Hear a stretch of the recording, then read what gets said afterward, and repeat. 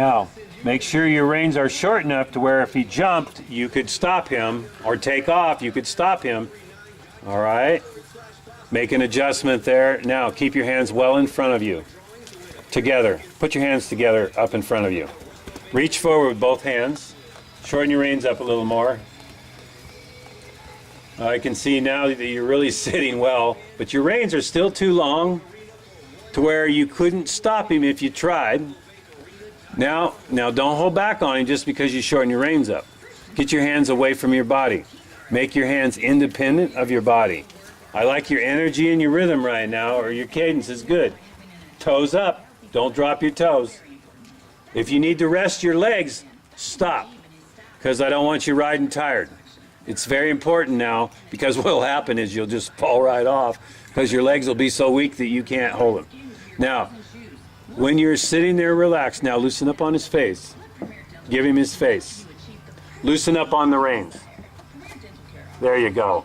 But make sure that if he bolted right now, you could grab them quickly. Okay?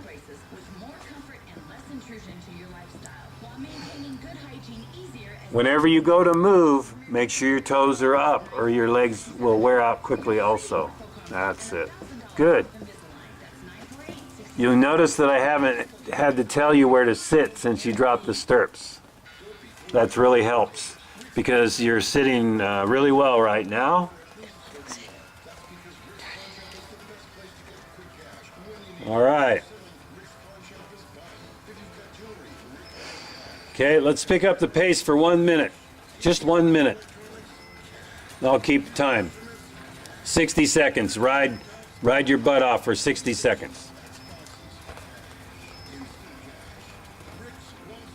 These little intervals are the best way to do things. And then you rest, and then you do another interval. Okay. Toes up. Work on that all the time, that toes up thing, because that's the most important thing to your balance.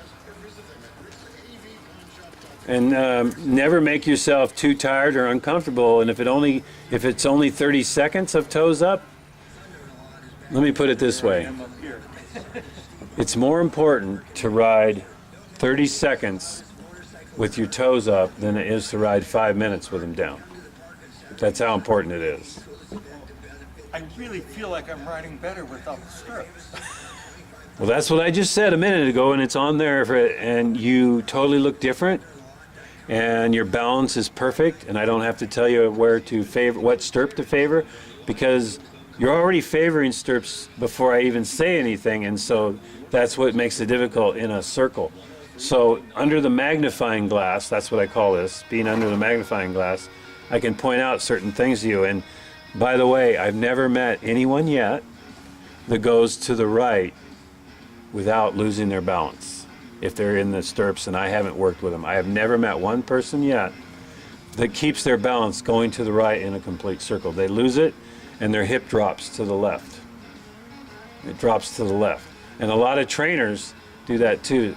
When you see people constantly jerking their saddle back in where it should be, that means they're aware of it, but they don't know how to fix it. So the key is, when you're riding, don't use stirrups even when your feet are in them. Pretty soon, I put in that stirrup and I just... Pretty soon you'll get insecure putting your feet in the stirrup. You need to be in. I'm relying on the stirrup for my... Too much. Yeah. Too much.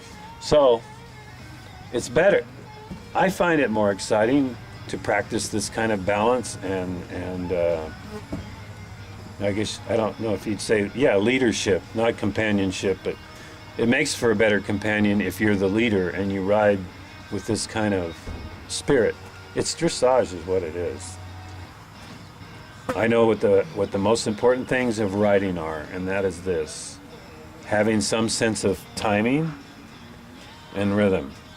And here's another thing that you can really put in stone, is knowing when to release is just as important as when to take them or when to stop them.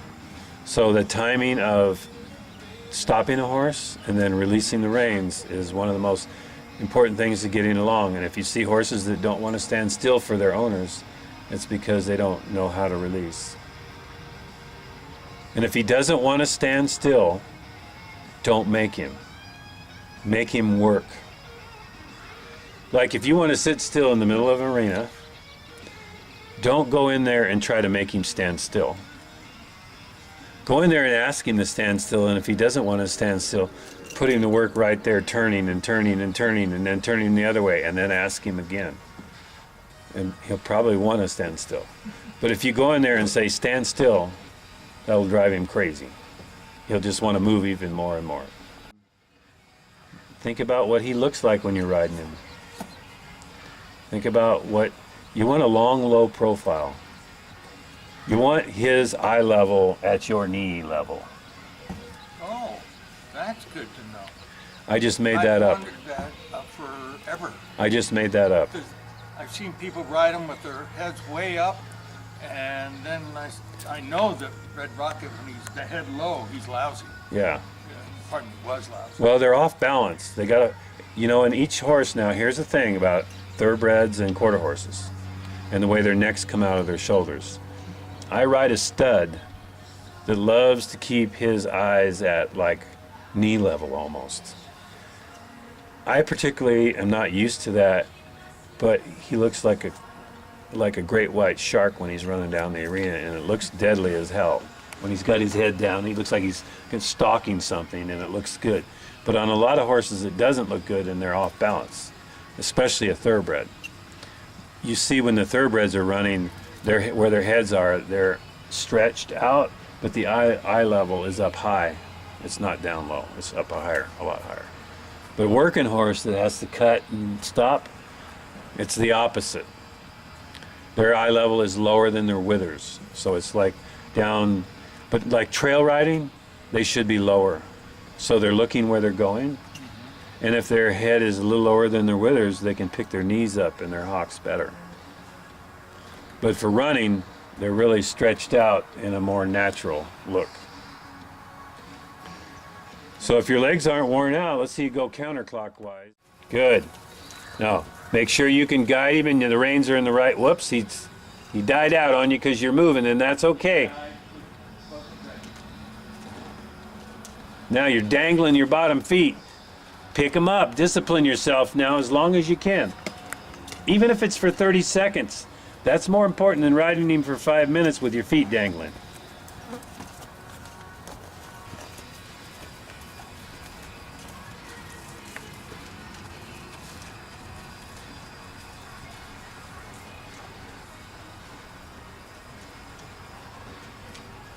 The front of your shins should be hard.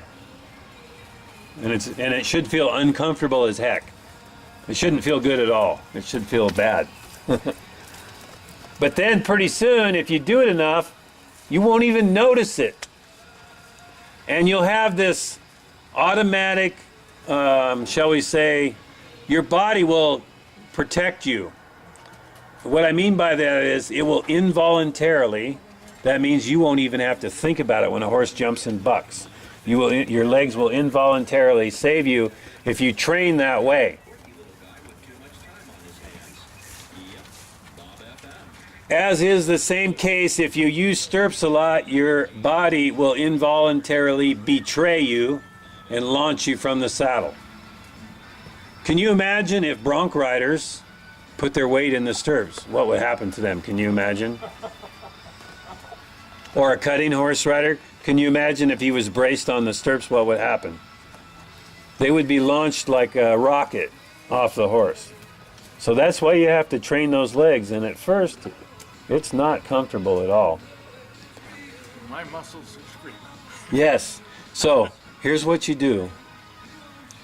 Even the best people in the best shape, in the best age, lose it after 30 seconds or a minute. It doesn't matter if you're a kid. It doesn't matter how old you are. In 30 seconds, your legs can feel like jello. And that's normal because you're not used to picking up your knees and holding your toes up, and that takes a lot of muscle. But after, it seems like they train really quickly if you discipline yourself. And it's better to go 30 seconds and rest 3 minutes than to ride 3 minutes the other way and only do 30 seconds of the toe up. So, in other words, discipline yourself that every time you walk off, that you're in the correct posture. And also, it looks totally different. And it's totally different to the horse. It's totally different to the horse. The feeling they get from you when you're doing memory if you discipline yourself. And this is hard to remember also, but it's a wonderful trick. When you pull on the reins, exhale at the same time. It's wonderful. It keeps your body from locking up when you're stopping a horse, and it keeps you soft in the hands and the reins. This is a Bill Cameron trick that I know other riders probably that are older know. So here's what people do when they want to stop a horse. They usually hold their breath, right? Think about it. I'll bet you hold your breath when you stop. I'll bet you do not breathe. I'll bet your breathing stops when you're going to stop a horse, and that makes you stiff. So what you do is you take a deep breath before you're going to stop the horse, and then you exhale as you're pulling on the reins. You just keep exhaling so that you're shrink wrapping. Your body is shrink wrapping and relaxing around the horse as you're exhaling. This keeps you from being bracy and heavy-handed, and you stay looking good the whole time you're stopping the horse. You don't come out of the saddle if your toes are up, okay?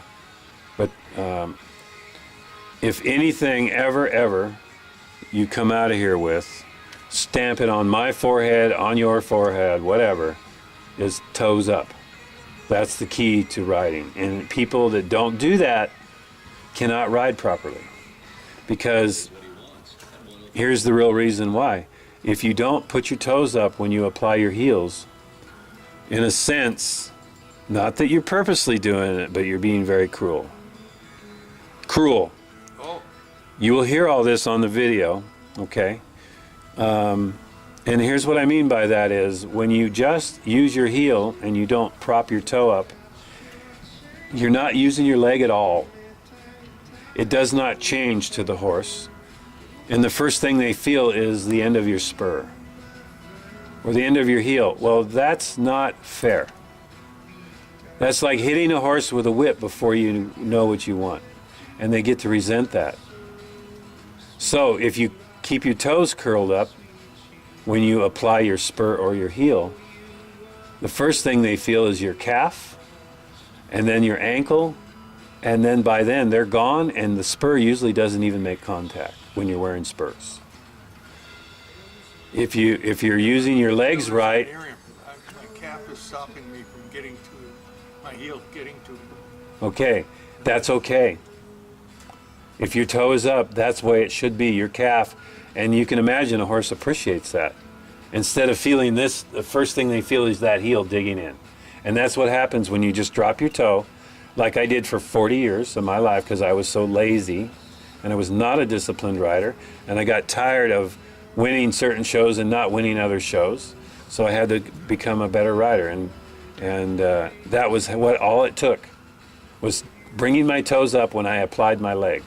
Then I thought, boy, Bill, you were a real idiot, a real fool all those years using your leg. And the fact that I was kind with my legs got me through it. But if I had to get after a horse, or a horse that could get after me, I couldn't deal with it because my toe wasn't up and I wasn't balanced enough. So I had all these aha moments. As soon as I started bending my knee and riding, I had all these aha moments. After riding my whole life, from a child till way past an adult, till way past all these successful wins, without picking my toe up.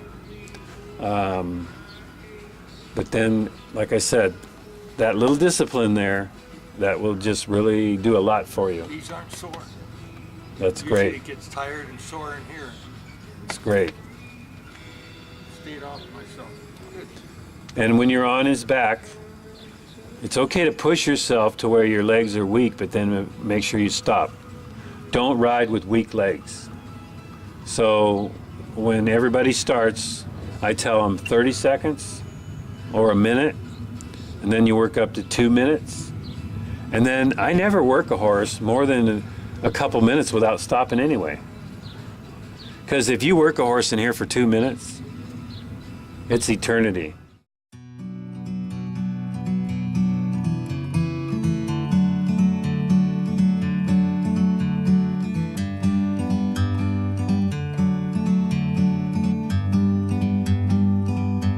Like a bird on a tree, I'm just sitting here. I got time, it's clear to see. From up here, the world seems small. We can sit together. It's so beautiful, you and me. We meant to be in the great outdoors, forever free.